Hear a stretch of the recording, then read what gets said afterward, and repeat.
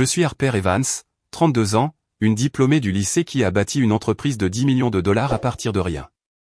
En grandissant dans une petite ville du Michigan, je n'aurais jamais imaginé atteindre un tel niveau de succès, ni que ma belle-mère, Judith, me traiterait un jour de moins que rien ignorante lors d'un dîner de famille.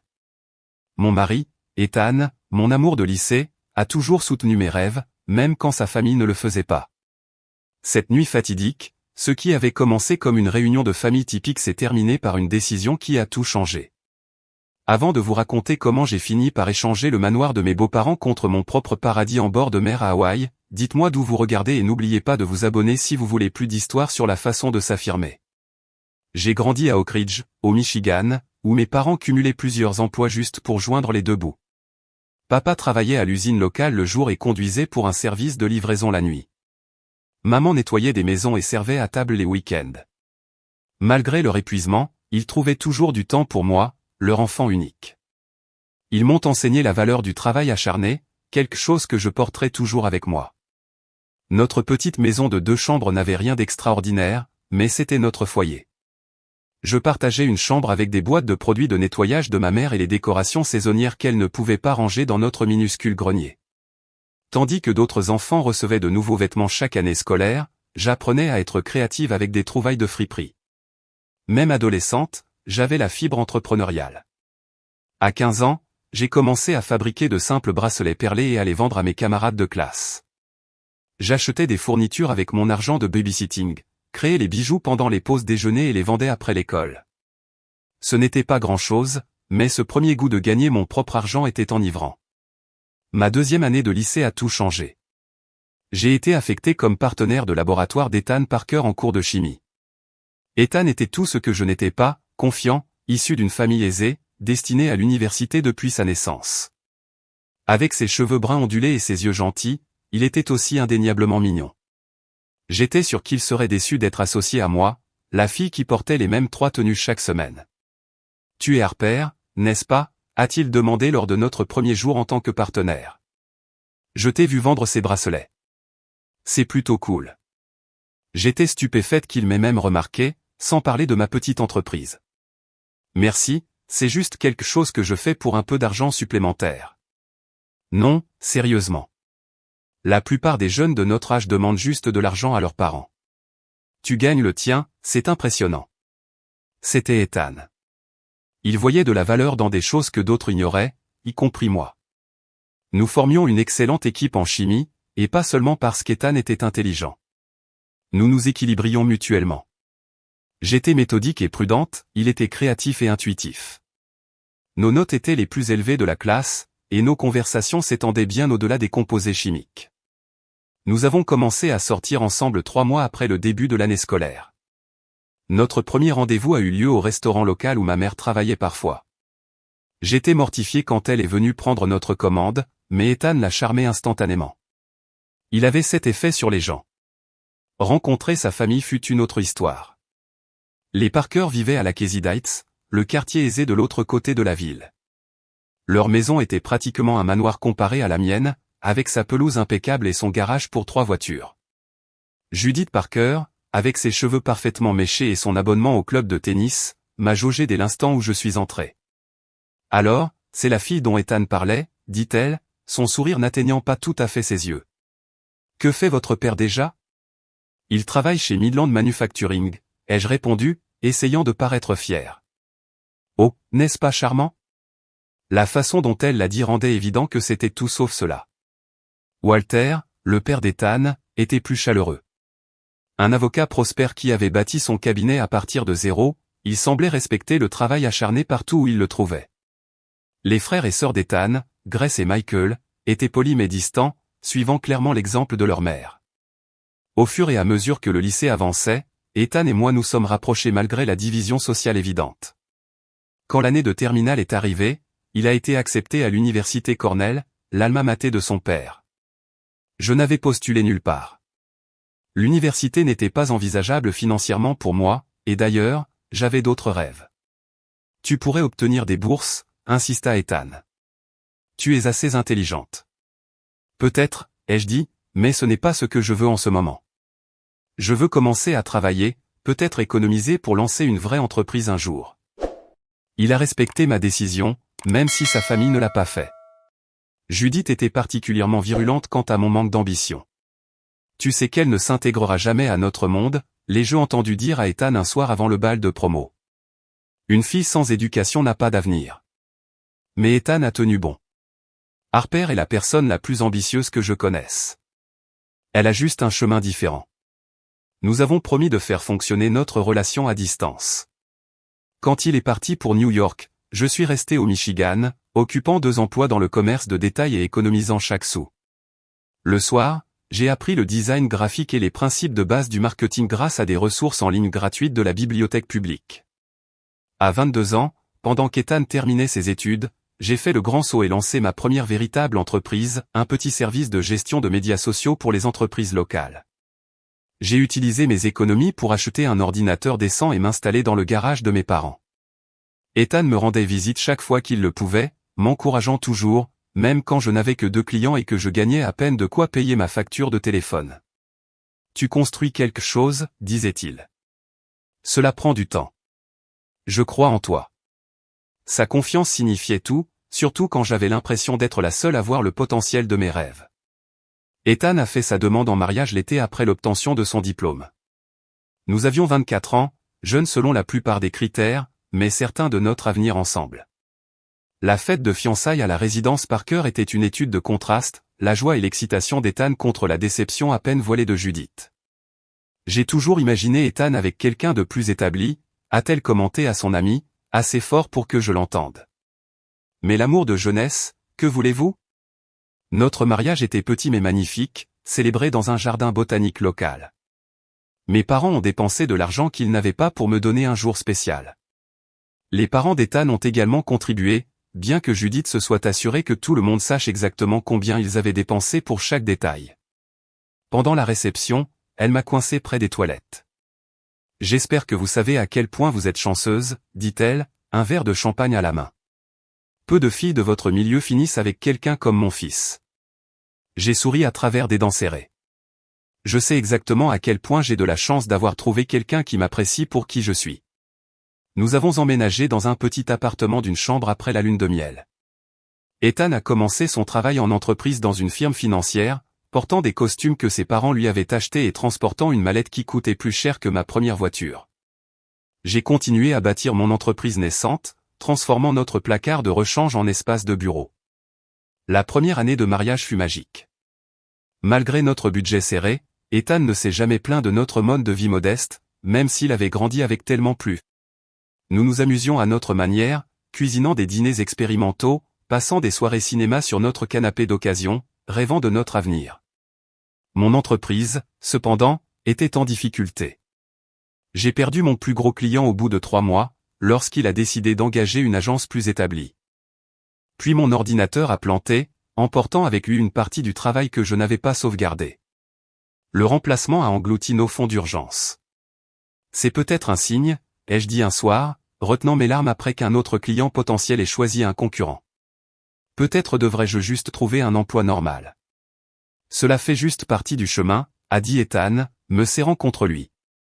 Toute personne qui réussit connaît des revers. La différence, c'est qu'elle n'abandonne pas. J'ai réessayé avec une approche plus ciblée, mais ma deuxième tentative d'entreprise, une boutique en ligne vendant des vêtements vintage sélectionnés, a également échoué car je ne pouvais pas rivaliser avec les coûts d'expédition et la sélection des grands détaillants. Lorsque nous avons rendu visite au Parker pour le dîner ce Noël-là, Judith n'a pas manqué l'occasion de commenter mes difficultés de carrière. « As-tu pensé à retourner à l'école, Harper ?» a-t-elle demandé gentiment. Il n'est jamais trop tard pour obtenir une éducation. Même un diplôme de collège communautaire te donnerait quelques qualifications. Maman, a prévenu Ethan.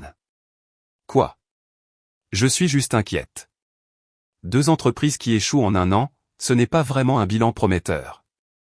J'ai ravalé ma fierté. J'apprends de précieuses leçons de chaque tentative. Je suis sûr que la leçon est que certaines personnes sont faites pour être des entrepreneurs et d'autres sont faites pour travailler pour ces personnes, a-t-elle répondu d'un geste de la main dédaigneux. Sur le chemin du retour, Ethan s'est excusé abondamment. Elle n'a pas le droit de te parler ainsi. Elle ne comprend pas ce que tu essaies de construire. Est-ce que quelqu'un le fait, ai-je demandé doucement. Moi, oui, dit-il, prenant ma main. Et finalement, tout le monde aussi. C'est à ce point bas que j'ai découvert mon vrai talent. Une amie m'a demandé de l'aider à promouvoir sa petite boulangerie sur les médias sociaux. N'ayant rien à perdre, j'ai créé une campagne mettant en lumière les histoires personnelles derrière ses recettes phares. Les publications sont devenues virales localement, et ses ventes ont doublé en un mois. La nouvelle s'est répandue, et soudain, j'avais 3 nouveaux clients demandant des approches narratives similaires pour leur marketing. J'ai réalisé que j'avais un don pour trouver la connexion émotionnelle entre les entreprises et leurs clients, quelque chose qui ne pouvait pas être enseigné en classe. J'ai nommé ma nouvelle entreprise Narrative Edge et j'ai travaillé obsessivement pour affiner mon approche. Notre appartement est devenu mon bureau, Ethan rentrant souvent pour me trouver encore en pyjama, collé à mon ordinateur depuis l'aube. Je travaillais 16 heures par jour, apprenant tout ce que je pouvais sur le marketing numérique, la psychologie du consommateur et l'économie émergente des influenceurs. 6 mois plus tard, j'ai décroché mon premier client majeur, une chaîne régionale de centres de fitness en difficulté face aux marques nationales. Ma campagne mettait l'accent sur les histoires de transformation de vrais membres, créant une sensation de communauté authentique qui les distinguait des concurrents corporatifs. Leur nombre de membres a bondi de 30% en 3 mois. Lorsque j'ai montré la campagne à Judith lors d'un dîner de famille, espérant enfin une certaine reconnaissance, elle s'est contentée de hocher la tête. C'est bien qu'il te donne une chance. J'espère que tu factures des tarifs appropriés. Les petites entreprises s'attendent souvent à un travail en échange de visibilité au lieu d'un paiement correct. En fait, ai-je dit, rassemblant mon courage, ils ont déjà signé un contrat à 6 chiffres pour l'année. Même cette nouvelle a été accueillie avec scepticisme. Eh bien, voyons s'ils le renouvellent. Ils l'ont renouvelé, et ils m'ont référé à d'autres entreprises. À la fin de cette année-là, j'avais 7 clients majeurs et je réalisais un véritable profit. Ethan a célébré chaque victoire avec moi, débouchant du champagne pour chaque nouveau contrat et écoutant attentivement pendant que je décrivais ma vision grandissante. Tu vas être inarrêtable, disait-il, une fierté sincère dans les yeux. Ce n'est que le début. Pour la première fois, j'ai commencé à le croire. À notre 3e année de mariage, Narrative Edge n'était plus seulement moi en pyjama, travaillant depuis notre appartement. J'avais embauché 3 employés à temps plein et loué un petit espace de bureau au centre-ville. Notre liste de clients s'était étendue au-delà du Michigan pour inclure des entreprises à travers le Midwest. Ce qui nous distinguait était notre approche, une narration authentique qui créait des liens émotionnels entre les marques et les clients. Alors que d'autres agences cherchaient encore comment utiliser efficacement les médias sociaux, nous étions les pionniers de stratégies qui produisaient des résultats mesurables. À 27 ans, mes revenus ont dépassé le salaire d'entreprise d'Ethan. La première fois que je lui ai montré mes gains trimestriels, il est resté bouche bée. Harper, c'est incroyable, dit-il, parcourant les chiffres. Tu as construit cela à partir de rien. Nous avons bâti notre vie ensemble, les jeux corrigés. Ton soutien a rendu cela possible. Avec nos revenus combinés, nous avons acheté notre première maison, une belle maison de 4 chambres dans un quartier agréable. Pas tout à fait la Casey Heights où vivaient les Parker, mais très loin de la modeste habitation de mes parents. J'ai insisté pour la payer nous-mêmes, sans l'aide financière que les parents d'Ethan avaient offerte. Nous pouvons le faire par nous-mêmes, lui ai-je dit. Je veux que nous construisions notre vie sur ce que nous avons gagné. Il a accepté, bien que je puisse voir qu'une partie de lui était conditionnée à accepter l'aide de ses parents. Briser la dépendance était important pour moi, même si cela signifiait initialement étirer notre budget. Lorsque nous avons invité les 2 familles à notre pendaison de crémaillère, le contraste entre elles était frappant. Mes parents sont arrivés tôt, apportant des plats faits maison et demandant où ils pouvaient aider à l'installation. Judith et Walter sont arrivés précisément à l'heure, apportant une bouteille de vin coûteuse et un arrangement floral professionnel. C'est coquet, a dit Judith, inspectant notre maison. Une bonne première maison. En fait, nous adorons ce quartier, ai-je répondu. Nous prévoyons d'y rester des années. À mesure que l'entreprise continuait de croître, la fierté d'Ethan pour mon succès est devenue de plus en plus évidente. Il se vantait de mes réalisations auprès d'amis et de collègues, me présentant souvent comme le génie du marketing qui révolutionne la façon dont les marques se connectent aux consommateurs. Son soutien n'a jamais faibli, même si le ressentiment de sa mère devenait plus apparent. Les commentaires de Judith ont évolué de dédaigneux à des compliments détournés, qui aurait cru que le petit hobby de Harper sur les médias sociaux se transformerait en un vrai travail, ou c'est incroyable ce que les gens peuvent accomplir de nos jours sans éducation formelle. Walter, en revanche, a commencé à montrer un respect silencieux. Lui-même un homme autodidacte, il reconnaissait l'acharnement nécessaire pour construire quelque chose à partir de rien. De temps en temps, il posait des questions réfléchies sur ma stratégie commerciale ou les tendances du marché, véritablement intéressé par ma perspective. Le véritable changement dans la dynamique familiale est survenu lorsque la sœur d'Ethan, Grace, a rencontré des difficultés financières. Après avoir obtenu son diplôme d'une coûteuse université privée avec un diplôme en histoire de l'art, elle a eu du mal à trouver un travail qui puisse couvrir à la fois ses frais de subsistance et ses prêts étudiants substantiels. Nous pouvons aider, ai-je offert sans hésitation lorsque Grace a expliqué en larmes sa situation pendant le dîner du dimanche chez les Parker. Et si nous couvrions tes paiements de prêt pendant 1 an le temps que tu t'établisses? Judith s'est hérissée. C'est très généreux, mais Grace n'a pas besoin de charité. Ce n'est pas de la charité, a dit Ethan fermement. C'est la famille qui aide la famille. Nous avons fini par payer les frais de scolarité de Grace pour un programme de certificat spécialisé en design numérique qui la rendait plus commercialisable, ainsi que couvrir ses remboursements de prêts jusqu'à ce qu'elle trouve un bon emploi. La gratitude dans ses yeux signifiait tout pour moi. Ayant grandi avec si peu, pouvoir aider quelqu'un d'autre était un cadeau. Quelques mois plus tard, le frère d'Ethan, Michael, a fait face à une crise médicale, une maladie rare nécessitant un traitement spécialisé que son assurance ne couvrirait pas entièrement. Sans discussion, j'ai viré l'argent nécessaire pour couvrir ses factures médicales, environ $50 000. Quand Michael a essayé de refuser, j'ai simplement dit, la famille ne laisse pas la famille souffrir quand elle peut aider. Le regard sur le visage de Judith était complexe, un mélange de gratitude, de ressentiment et quelque chose comme de la honte. Elle m'avait toujours considéré comme inférieur à eux, et maintenant c'était moi qui avais les moyens d'aider ses enfants d'une manière qu'elle ne pouvait pas. Nos réunions de famille ont pris un ton différent après cela. La dynamique de pouvoir s'était déplacée. Je n'étais plus la fille sans éducation qui avait en quelque sorte piégé Ethan.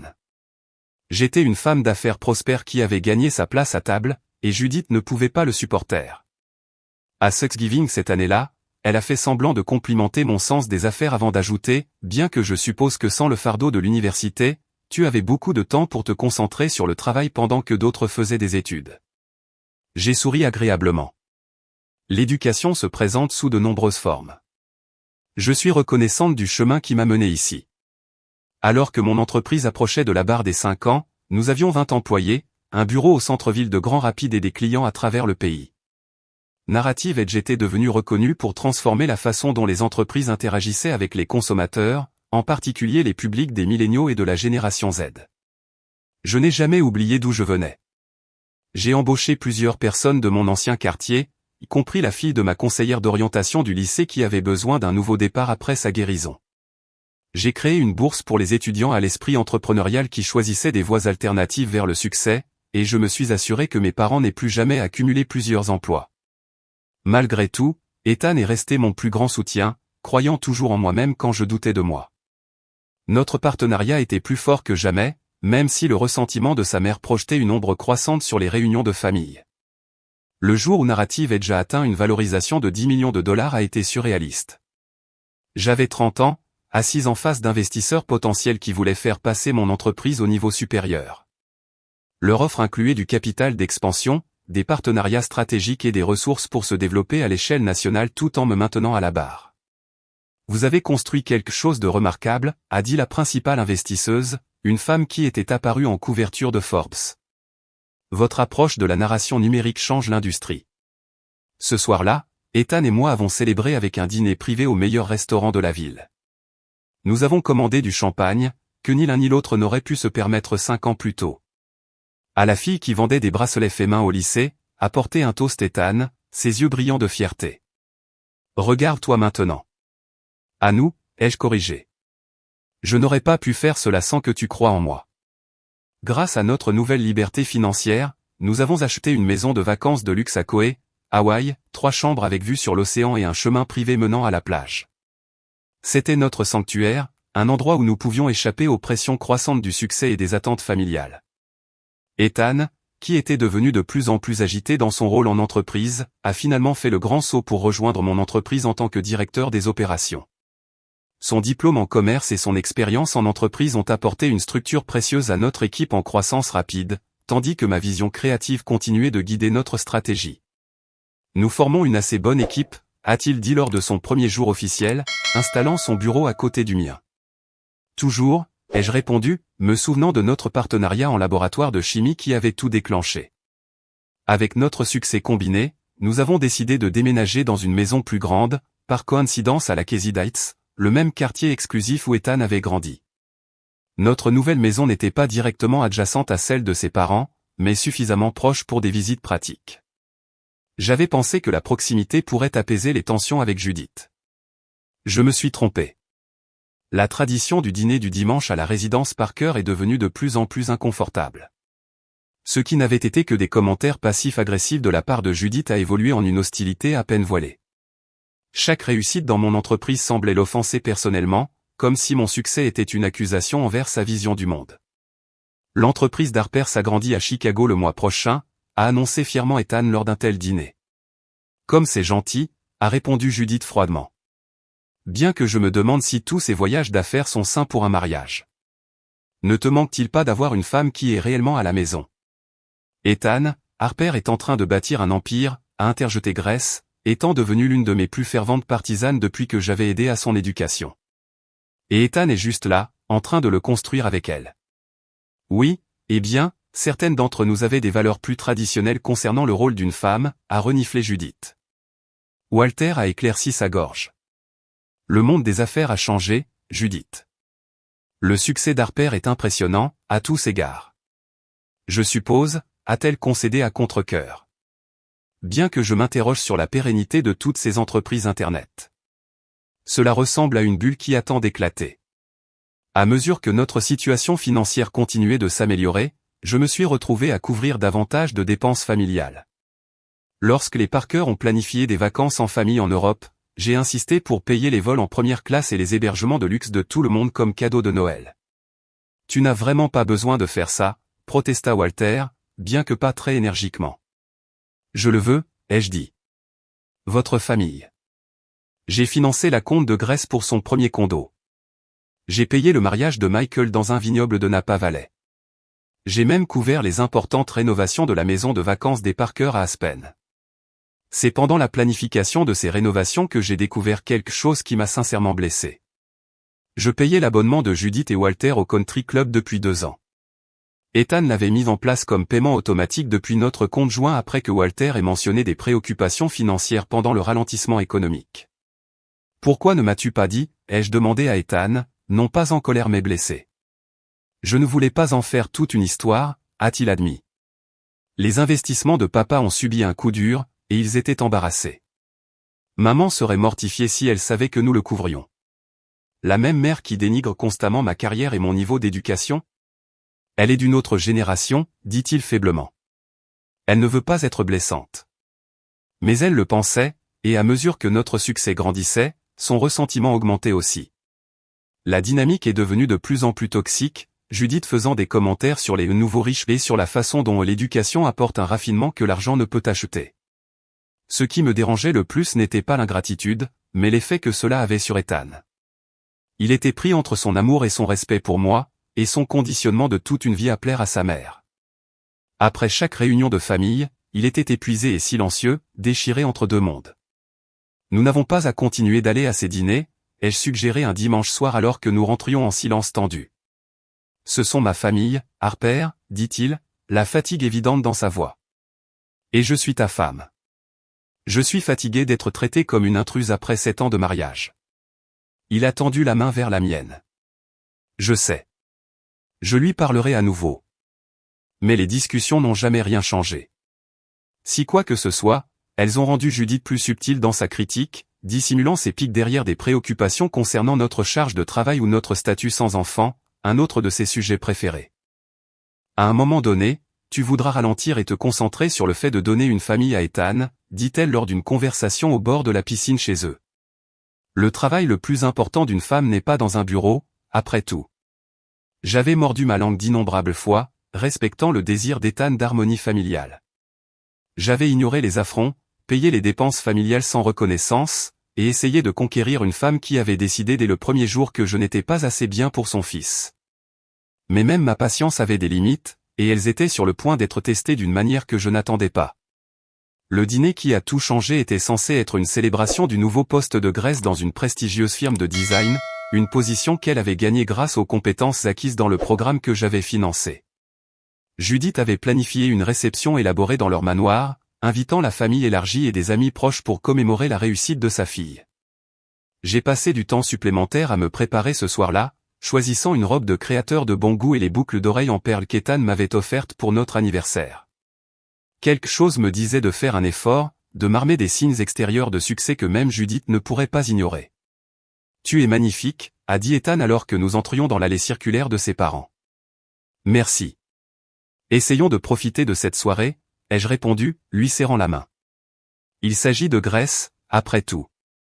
Le manoir Parker était impressionnant comme toujours, une maison de style colonial avec des jardins parfaitement entretenus et un hall d'entrée de 3 étages avec un lustre en cristal. Judith nous a accueillis à la porte, tenant déjà un verre de vin, bien qu'il fût à peine passé 18 heures. « Ethan, chéri », a-t-elle roucoulé, embrassant son fils tout en me reconnaissant à peine. Tout le monde est dans le salon. Grace est absolument radieuse. La soirée a commencé assez agréablement. Grace était en effet radieuse, excitée par son nouveau rôle et sincèrement reconnaissante du soutien que j'avais apporté.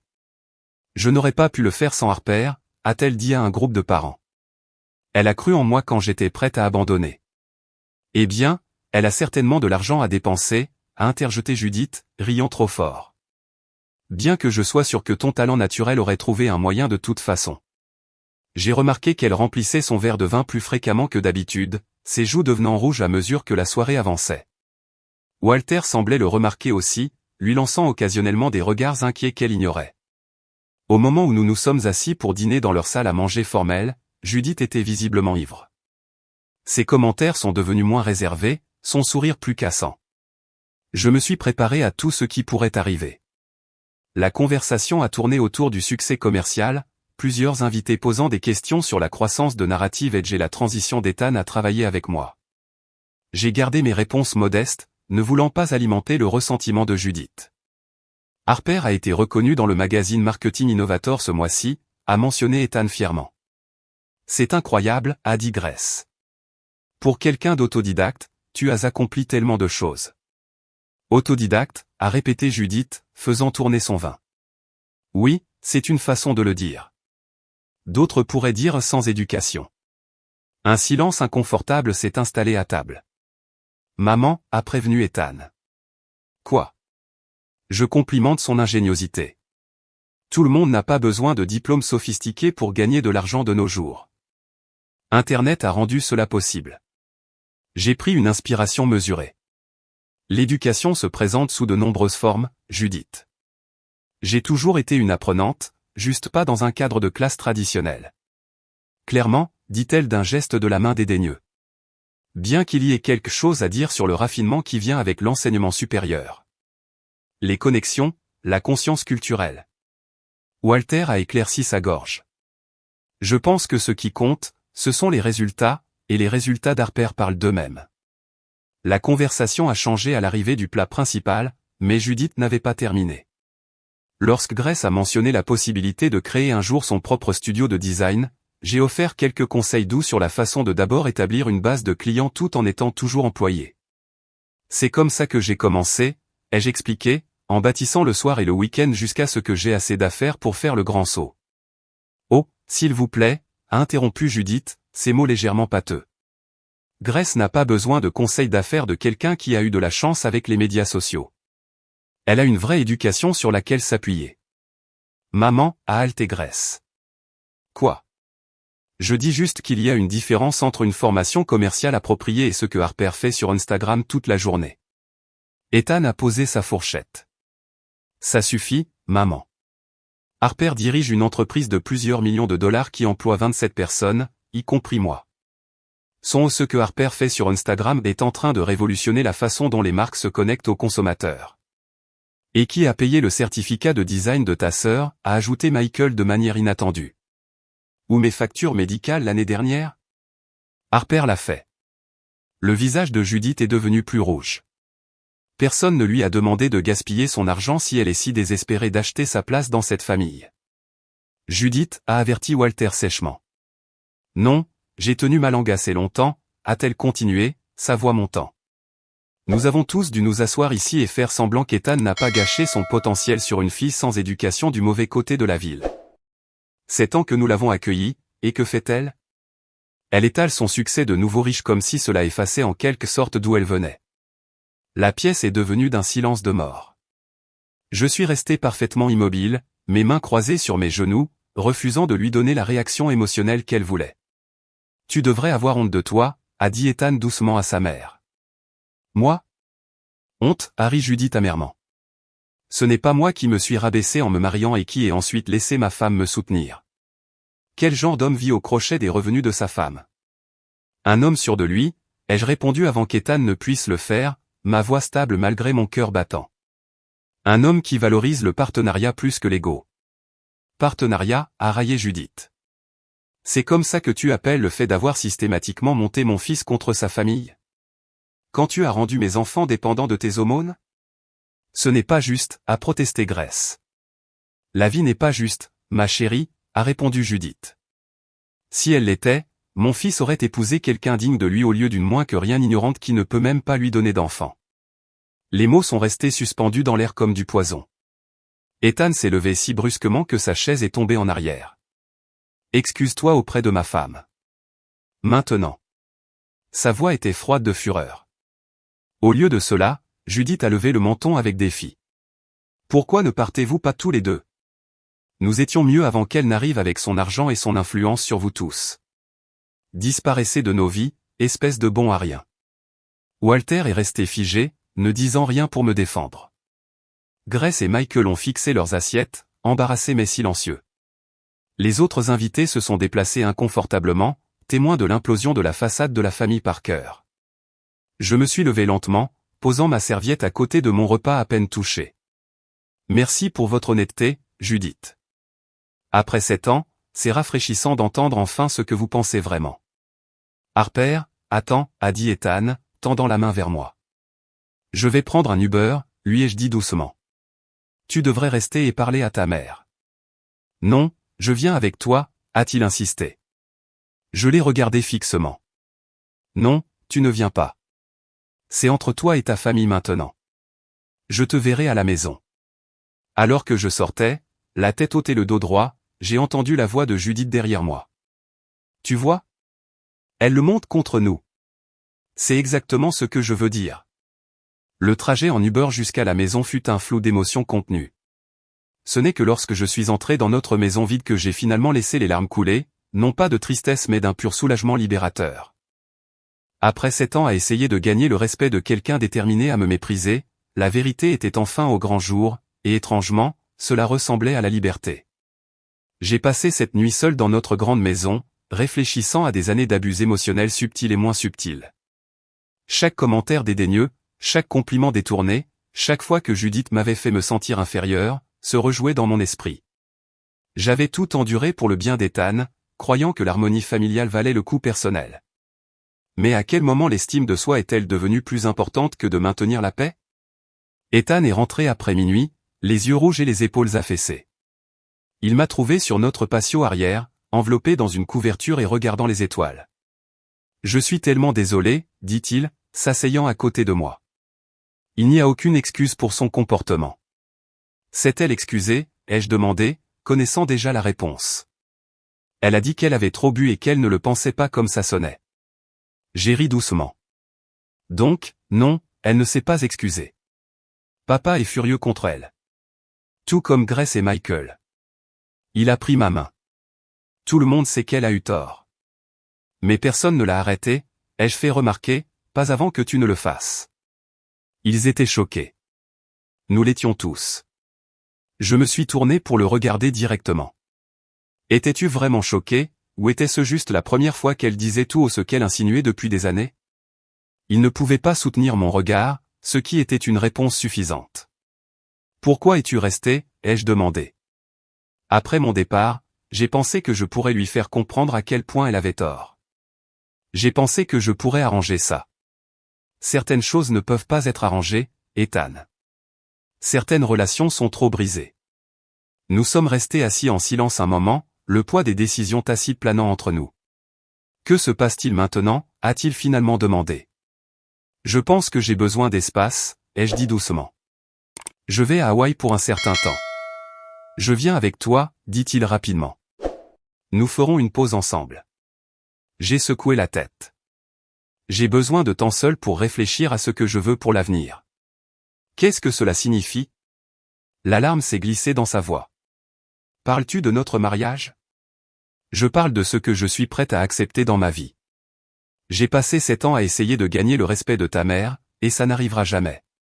Je ne peux pas continuer à prétendre que ces dîners du dimanche ne tuent pas lentement mon esprit. Nous arrêterons d'y aller, a-t-il promis. Je fixerai des limites plus fermes. Tu as déjà dit ça, lui ai-je rappelé gentiment. Mais tu es pris au milieu, et ce n'est pas juste pour toi non plus. Le lendemain matin, nous avons eu une conversation plus calme autour d'un café. Ethan a promis de tenir tête à sa mère, d'exiger des excuses sincères, de me protéger de tout autre abus. J'ai écouté, l'aimant pour ses intentions mais doutant de sa capacité à surmonter toute une vie de dynamique familiale. J'ai besoin que tu comprennes quelque chose, lui ai-je dit. Je ne retournerai pas dans cette maison et n'aurai aucun contact avec ta mère tant qu'il n'y aura pas une réelle reconnaissance de la façon dont j'ai été traité et un véritable changement de comportement. Pas des mots. Des actions. C'est tout à fait raisonnable, a-t-il acquiescé. Et je vais toujours à Hawaï. J'ai besoin de me vider la tête dans un endroit paisible. Il a hoché la tête à contre-cœur. Combien de temps vas-tu être absente? Je ne sais pas. Quelques semaines, peut-être plus longtemps. J'ai passé la journée suivante à faire mes bagages et à prendre des dispositions pour que le travail se poursuive sans heurts en mon absence. Notre équipe exécutive était plus que capable de gérer les opérations, et tout ce qui était urgent pouvait être traité par appel vidéo depuis Hawaï. Ethan était inhabituellement silencieux alors qu'il m'aidait à faire mes bagages, la réalité de notre première séparation significative depuis le mariage s'installant. Juste avant que je parte pour l'aéroport, il m'a serré fort dans ses bras. « Je t'aime », a-t-il murmuré. « Plus que ma famille, plus que tout. S'il te plaît, souviens-toi de ça. »« Je t'aime aussi », ai-je dit, le pensant malgré l'incertitude qui assombrissait notre avenir. Ce n'est pas le problème. Le vol pour Koé m'a donné le temps de traiter mes pensées. Au moment où j'ai atterri, je me sentais plus légère, comme si j'avais laissé un lourd fardeau sur le continent. Notre maison hawaïenne m'a accueilli avec des espaces ouverts et aérés et le son constant des vagues s'écrasant sur le rivage. Pendant les premiers jours, je n'ai fait que me reposer, nager et marcher le long de la plage. J'ai gardé mon téléphone éteint, sauf pour de brefs points avec Ethan et mon assistante exécutive. La clarté mentale apportée par la distance était inestimable. Ethan appelait fidèlement chaque soir. D'abord, avec des mises à jour sur ses confrontations avec sa mère. Elle dit qu'elle s'excusera quand tu reviendras, a-t-il rapporté le 3e jour. Ce n'est pas une excuse, ai-je fait remarquer. C'est un jeu de pouvoir. À la fin de la première semaine, ses appels sont devenus teintés d'impatience. L'entreprise a besoin de toi pour la présentation Westfield, a-t-il dit. Et tu me manques. Quand reviens-tu à la maison? L'équipe peut gérer Westfield, lui ai-je rappelé. Et je ne suis pas encore prête. Après 10 jours, le ton a de nouveau changé. Maman veut que nous venions pour apaiser les esprits, dit-il, une pointe d'espoir dans la voix. Non, ai-je dit fermement. Je t'ai dit mes conditions. Harper, à un moment donné, nous devons avancer en tant que famille. Nous ne sommes pas une famille avec ta mère, Ethan. Nous sommes un couple marié qui rend visite à ta famille. Il y a une différence. La prise de conscience qu'Ethan retombait progressivement dans son rôle de conciliateur était décevante, mais pas surprenante. C'était un schéma établi bien avant que je n'entre dans sa vie, le fils dévoué qui aplanissait le comportement de sa mère, qui trouvait des excuses, qui priorisait l'harmonie familiale par-dessus tout. Pendant ce temps, je vivais quelque chose d'inattendu à Hawaï, une paix véritable. Sans le sous-courant constant de tensions familiales, je me sentais plus créative, plus énergique, plus moi-même que depuis des années. J'ai prolongé mon voyage, installant un bureau à distance sur notre véranda couverte où je pouvais travailler en écoutant l'océan. Après 2 semaines, Grace m'a appelé directement. « Comment vas-tu » a-t-elle demandé, une réelle préoccupation dans sa voix. Mieux que ce que j'espérais, ai-je admis.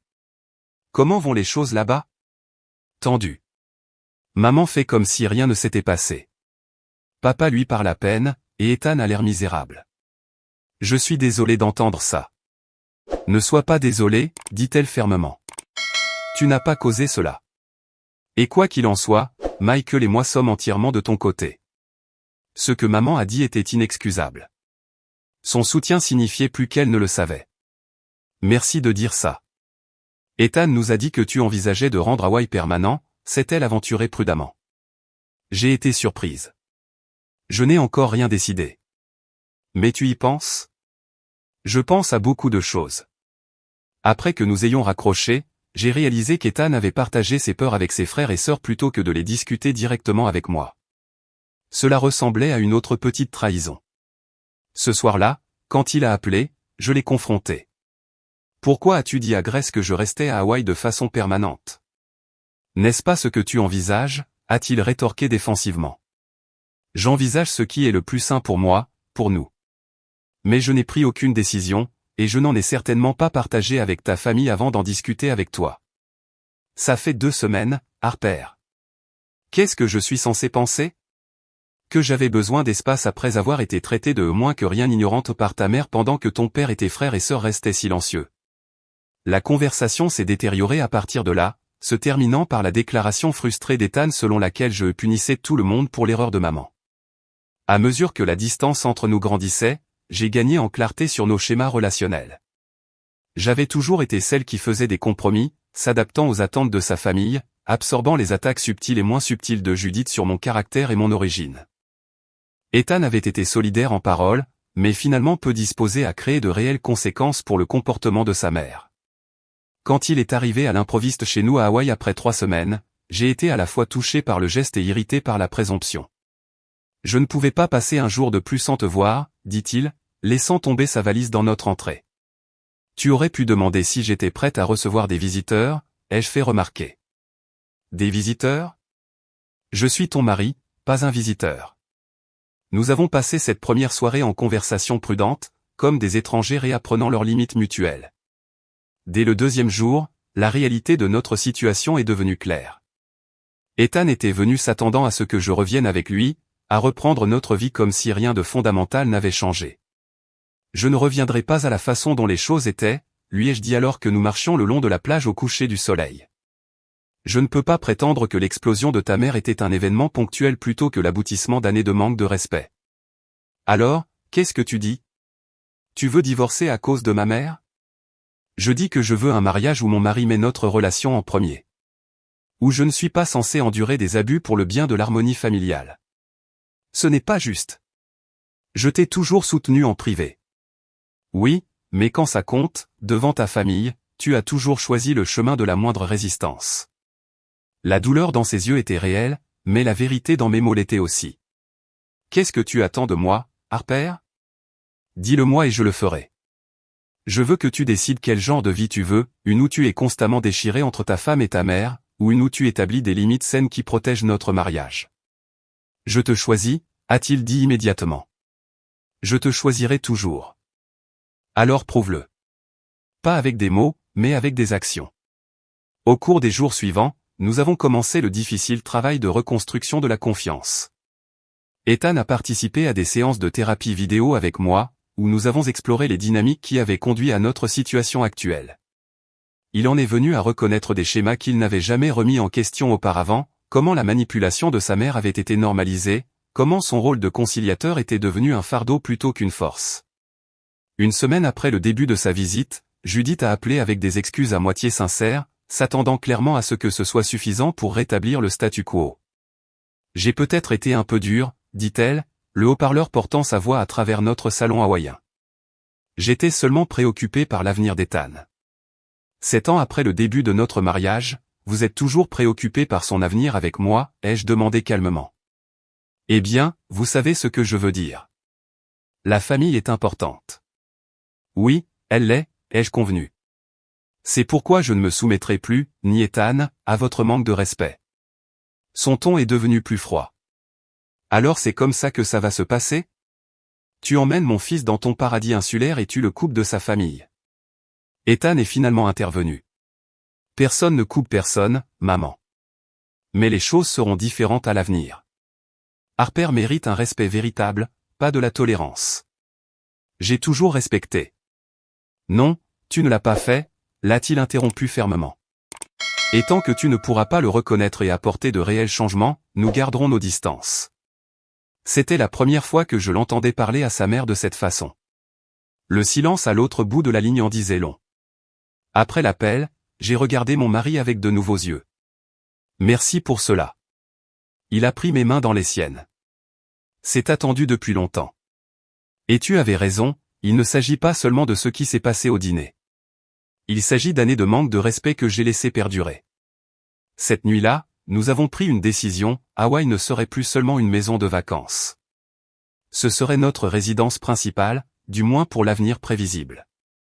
Nous pouvons ouvrir un bureau sur la côte ouest, ai-je suggéré. Développer l'entreprise dans une nouvelle direction. J'adore cette idée, a dit Ethan, l'excitation dans ses yeux me rappelant le garçon dont j'étais tombée amoureuse en cours de chimie. Un nouveau départ. Alors que nous étions couchés ce soir-là, écoutant l'océan, j'ai ressenti un sentiment de paix que je n'avais pas connu depuis des années. La confrontation avec Judith avait été douloureuse, mais nécessaire, le catalyseur de changement dont nous avions tous les deux besoin. Penses-tu que ta mère m'acceptera un jour vraiment, ai-je demandé à Ethan, ma tête sur sa poitrine. Je ne sais pas, a-t-il répondu honnêtement. Mais je sais que ce n'est pas ton travail de la faire accepter, et ce n'est plus le mien de te forcer à essayer. À ce moment-là, j'ai su que nous irions bien. Non pas parce que tout était résolu, mais parce que nous affrontions enfin les vrais problèmes au lieu de faire semblant qu'ils n'existaient pas. Parfois, il faut partir pour retrouver le chemin de la maison, vers soi-même, et l'un vers l'autre. 2 semaines se sont transformées en un mois, qui s'est étendu à 6 semaines de vie hawaïenne. Le rythme naturel de l'île est devenu le nôtre, des matins tôt à marcher sur la plage, des journées de travail productives dans notre bureau à domicile surplombant l'océan, des soirées à regarder le coucher du soleil avec de la nourriture locale fraîche, loin de la tension des dynamiques de la famille Parker. Ethan et moi avons redécouvert le partenariat facile qui avait été le fondement de notre relation. Nous avons établi une nouvelle branche de narrative edge axée sur le tourisme durable et les entreprises locales, explorant des marchés que nous n'avions pas explorés auparavant. La distance de notre siège social du Michigan m'inquiétait initialement, mais la technologie moderne a rendu le leadership virtuel entièrement réalisable. Si quoi que ce soit, notre équipe semblait dynamisée par l'expansion de l'entreprise. Nos séances de thérapie ont continué, parfois ensemble et parfois séparément, nous aidant à établir des schémas de communication et des limites plus sains. Ethan faisait le travail difficile de reconnaître et d'aborder les dynamiques dysfonctionnelles de sa famille, quelque chose qui demandait un courage que je respectais profondément. Je n'avais jamais réalisé à quel point je dépensais d'énergie à gérer les émotions de ma mère, a-t-il admis un soir alors que nous étions assis sur notre véranda couverte. C'était juste normal pour moi. Tu l'as fait toute ta vie, ai-je dit gentiment. Rompre ces schémas prend du temps. De retour au Michigan, la situation avec les Parker a évolué de manière inattendue. Walter a appelé Ethan en privé, offrant des excuses sincères pour son silence lors de l'explosion de Judith. Je vous ai tous les deux laissé tomber ce soir-là, a-t-il dit. Et je vous ai laissé tomber pendant des années en ne m'occupant pas du comportement de votre mère. Je suis désolé, mon fils. Grace et Michael ont commencé à nous appeler régulièrement, leur relation avec nous se renforçant sans l'interférence de Judith. Ils ont même commencé à planifier des visites à notre maison hawaïenne, excités de découvrir notre nouvelle vie. Judith, quant à elle, oscillait entre un silence glacial et des tentatives de réconciliation performative. Elle a envoyé un panier cadeau extravagant qui ne reconnaissait ni son comportement ni n'offrait d'excuses sincères.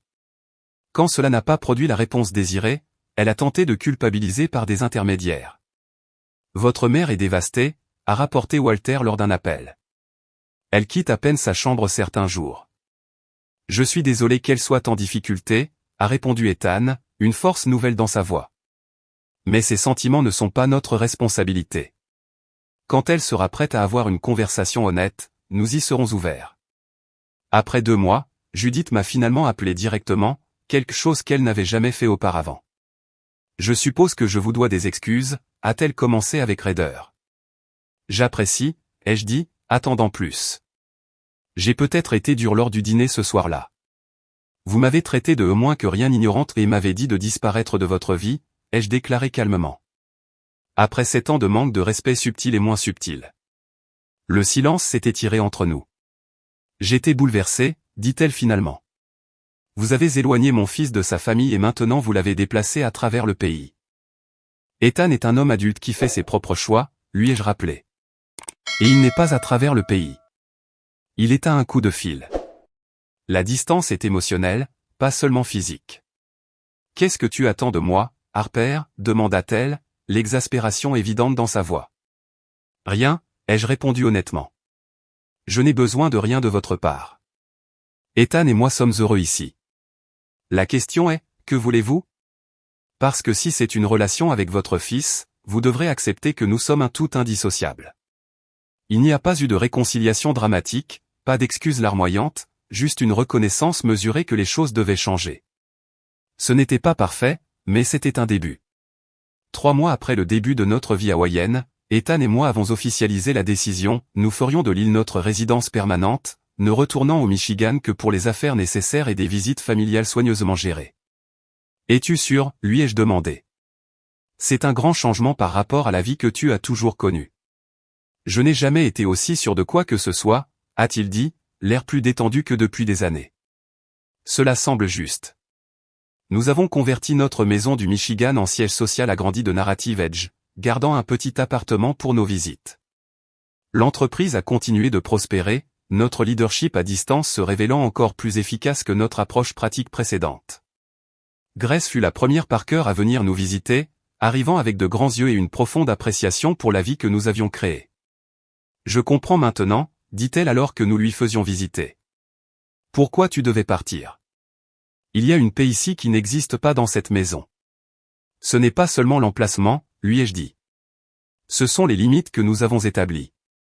Michael et sa femme sont venus ensuite, suivis finalement par Walter. Judith a refusé notre première invitation, mais au bout de 6 mois, elle a accepté à contre-cœur une courte visite avec Walter. La Judith qui est descendue de l'avion à Koé était soumise, presque hésitante.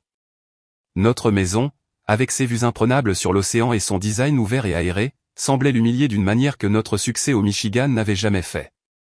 Vous vous en êtes bien sorti, a-t-elle reconnu avec raideur lors de leur premier dîner avec nous. Oui, a convenu Ethan, prenant ma main. Nous construisons la vie que nous voulons, pas celle que les autres attendent.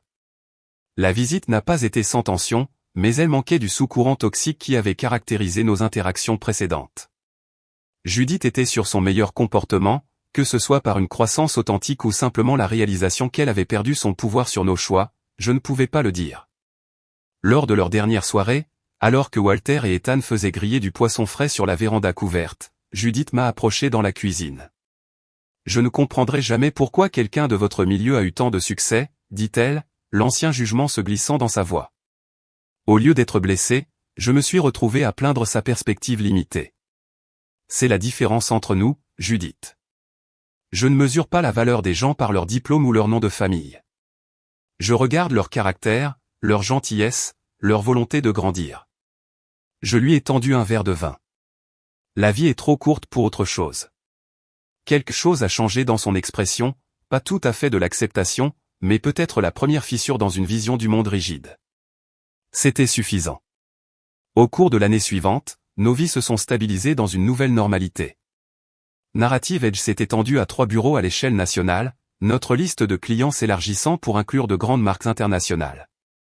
Ethan et moi avons trouvé un rythme confortable de travail et de temps personnel, atteignant enfin l'équilibre qui nous avait échappé au Michigan. Notre relation avec les Parker est restée compliquée mais s'est améliorée. Judith ne m'a jamais pleinement accepté, mais elle a appris à maintenir une interaction civile, parfois même chaleureuse, pour le bien d'Ethan. L'hostilité flagrante avait disparu, remplacée par un respect mutuel prudent. Le plus grand changement, cependant, était en nous-mêmes. Je ne cherchais plus de validation auprès de personnes incapables de la donner. Ethan ne sacrifiait plus notre bien-être sur l'autel de l'harmonie familiale. Ensemble, nous avons construit des limites qui protégeaient notre mariage tout en permettant des liens familiaux significatifs, même si parfois difficiles. En y repensant maintenant, j'ai réalisé que l'explosion cruelle de Judith était en fait un cadeau. Cela nous a forcés à confronter les schémas malsains que nous maintenions et à apporter les changements nécessaires. Parfois, les moments les plus douloureux mènent à la croissance la plus importante.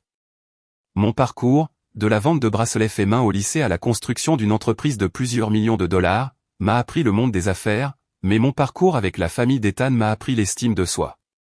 Le succès financier ne signifie rien si vous cherchez toujours l'approbation de personnes déterminées à la refuser.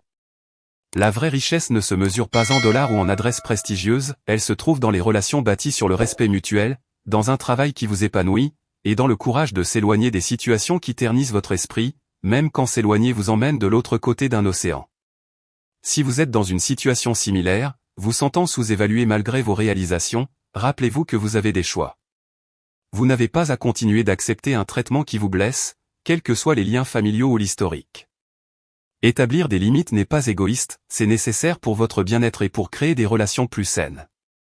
J'aimerais connaître vos réflexions sur cette histoire. Avez-vous déjà dû faire un choix difficile entre l'harmonie familiale et le respect de soi? Comment l'avez-vous géré? Faites-le moi savoir dans les commentaires ci-dessous. Et si vous avez trouvé de la valeur dans mon histoire, veuillez aimer et vous abonner pour en savoir plus sur la navigation dans des relations compliquées et la construction du succès selon vos propres conditions. Merci d'avoir écouté, et rappelez-vous, parfois la chose la plus courageuse que vous puissiez faire est de dire « d'accord » et de vous éloigner des personnes qui ne voient pas votre valeur. Votre moi futur vous remerciera.